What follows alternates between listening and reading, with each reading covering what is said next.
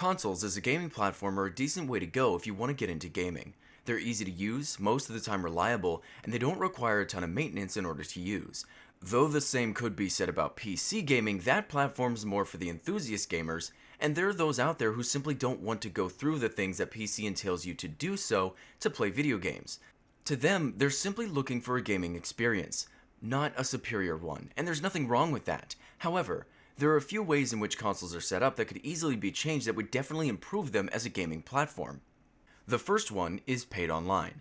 The fact that console gamers are forced to pay Sony and Microsoft money to play games with their friends is a disgusting business practice, as I've stated many times in the past. There should never on any platform be a paywall keeping you from your friends. It's dictatorial and very anti-consumer. Sony never used to do this, however, after seeing how successful Microsoft was with it, they decided to take a piece of that pie themselves. And the saddest thing is that money doesn't go to anything. I hear it said all the time that you get free games. However, those games aren't free. You spent $60 on them. I've also heard that this money helps the companies keep servers up, and as I've said a few times before, Sony and Microsoft don't pay for those servers. The game developers who made the games do. So that money doesn't actually go to anything. It's sad too that Sony and Microsoft feel that they're entitled to take that money from you guys, and it's sickening to no end that they enforce it this way. I think the first improvement should be to remove that anti-consumer money vacuum and let console gamers play their games with one another for free. The way it should be. The second change comes from Sony, Microsoft, and developers. When a new console comes out, the graphics of these consoles are dumbed down under their limits, looking just a bit better than the previous generation. But as time goes on, the console games seem to improve visually, and the devs claim that as time goes on, they're magically able to unlock more power out of the console and improve the graphics. This is actually false, and is a ploy that Sony and Microsoft implement in collaboration with developers. When a game is at the beginning of a console's life, they ensure that the graphics are dumbed down a bit. As time goes on, they let the games look better and better to simulate the idea that consoles are somehow getting more powerful as time goes on, as though this magic box can be updated through patches that improve hardware, and physics simply don't work this way.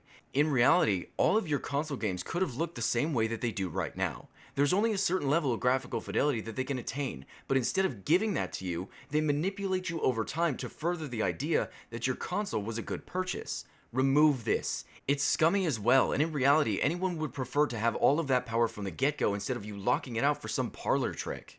The third thing that should improve is frame rate. The higher the frame rate, the higher the response time, and because consoles are limited to controllers, they're already lacking in response time from this. The idea that games should run at 30 FPS is nonsense, and I'm not saying this because I'm trying to make you feel as though PC gaming is where you should be, and you've been missing out, but you have been missing out.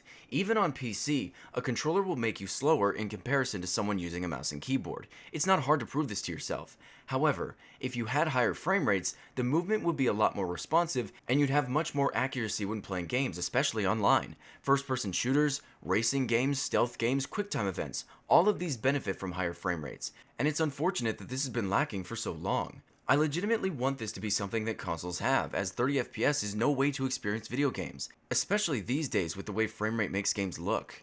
Now, the last improvement may make some people upset, as I've met many people who legitimately do not like higher frame rates. Often the arguments are a little on the ignorant side, however, if you are the sort of person who does like lower frame rate for some reason, I think it's time consoles give the consumer more options. See, on PC I can change my settings. I can change my resolutions, my textures, my field of view, and a big one that I can change is I can set the game to any frame rate I want.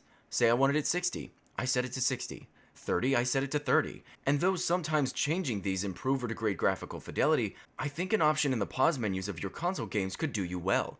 If you're the sort of person who likes higher frame rates, then 60 it is. Perhaps the graphics will be toned down a bit, but who cares? It's not about graphics, it's about gameplay. Sorry, I couldn't resist.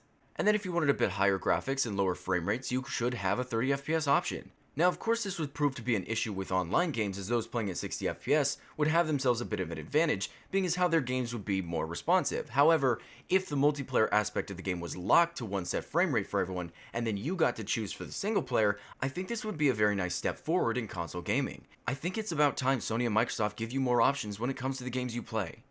Now, I don't hate consoles. I have absolutely nothing against them. It's the business practices behind them that make me sick. Consoles are a good way to play video games for those who are just starting out, or those who want a more casual experience, and again, there's nothing wrong with that.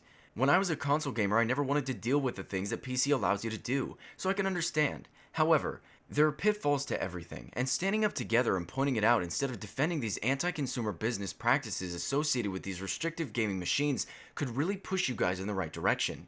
Imagine not having to pay monthly or yearly to play games online with your friends. Imagine games coming out looking the way that they're supposed to, not having graphics locked out to fool you, and imagine having access to higher frame rates at your choice. Thinking outwards and upwards is how the PC became the platform it is today, and I'd like to see consoles join in. Who knows? Maybe one day we'll all be cross-platforming together in games of all sorts. Besides, it's your platform. Strive to make it the very best it can be. Also, if it's not what you're looking for, there's always PC gaming. Just a thought.